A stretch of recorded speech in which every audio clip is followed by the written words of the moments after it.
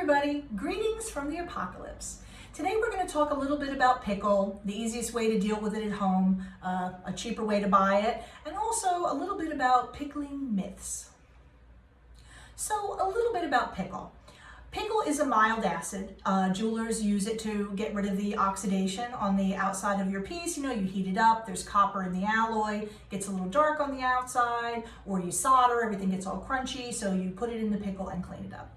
Incidentally, the reason that it's still called pickle is that one of the most easily available mixes to pickle with was vinegar and salt in the ancient world, and today it'll still do in a pinch. I think the sodium bisulfate works a little faster, but it's all good, whatever you decide to do.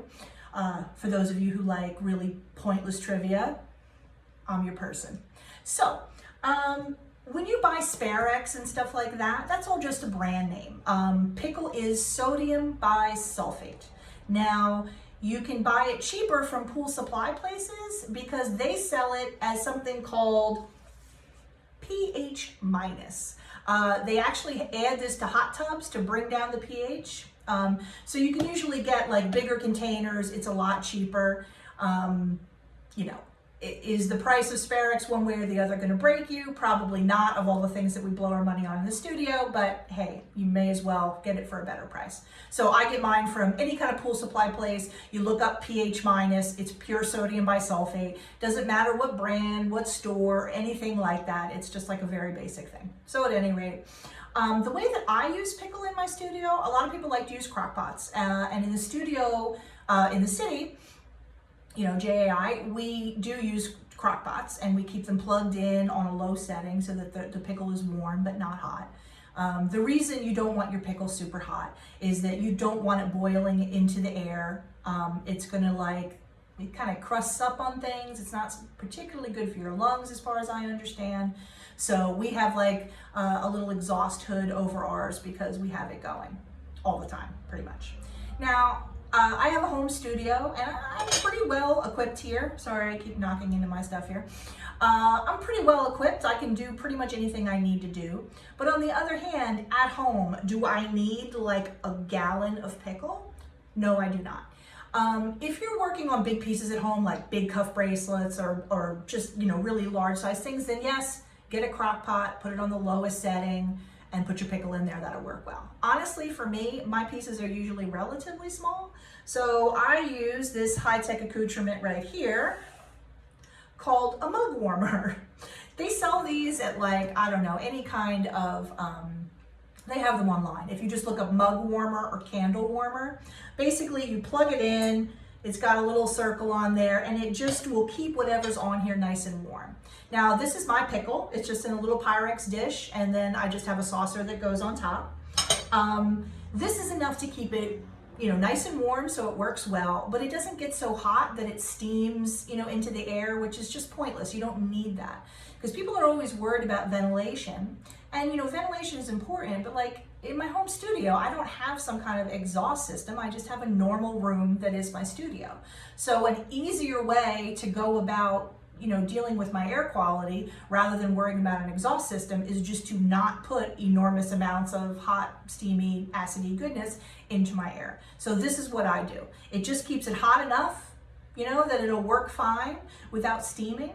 They also like make little mini crock pots, and those are so adorable, but my experience with them is they actually get too hot and you'll get a lot of steaming. Like steam should really not be coming out of that particularly. You know, you don't need it that hot. You do need it to be warm so that the pickle actually works a little faster because nobody's got time to sit around, you know, endlessly waiting for things to pickle, but you don't need something huge. So honestly, if you go online and just look up mug warmers, there's like a million brands. I mean, this probably cost me, you know, like $15 or something like that, and they last for years and years. So for me, it's like really cheap, keeps it at the right temperature. It's also just small, you know, I don't have like a bunch of crap everywhere.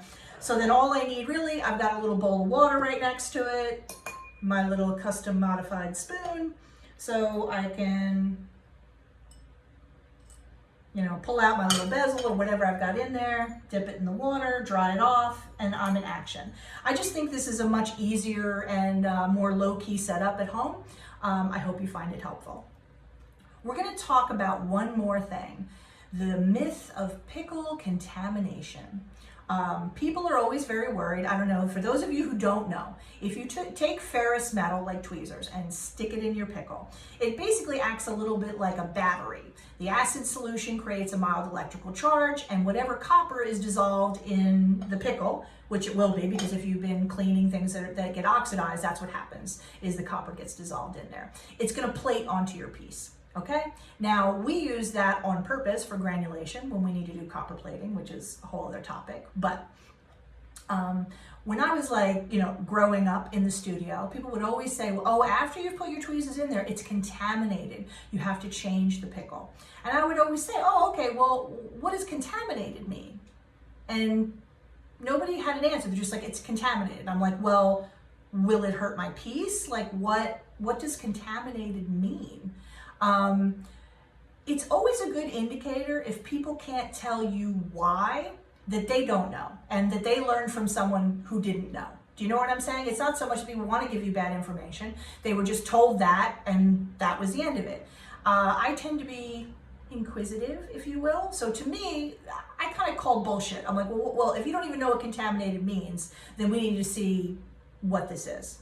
So in my own pickle at home, I copper plate right in here with my granules, and I just take the steel out and just leave it and use it still as my regular pickle. And you know what happened? Not a fucking thing. So I kept doing that. I kept testing it. Nothing ever happened to any of my pieces. Then I started testing it at the studio. I would do the same thing there just to see what would happen. And guess what? Nothing ever happened.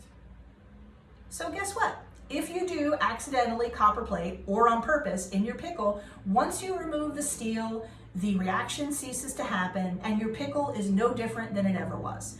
If anybody out there has ever experienced a contamination issue, please comment, because I have never seen one, I have never heard of one, and I think that it's just a big old complete myth, or maybe it comes from, I don't know, where do urban legends come from? The ether, I don't know. At any rate, so stop worrying about that, and all you have to do to remove the, if you get something that's copper plated accidentally, you can put some flux on there and heat it up and pickle it again and it comes off. So it's not the drastic tragedy that perhaps people have been led to believe.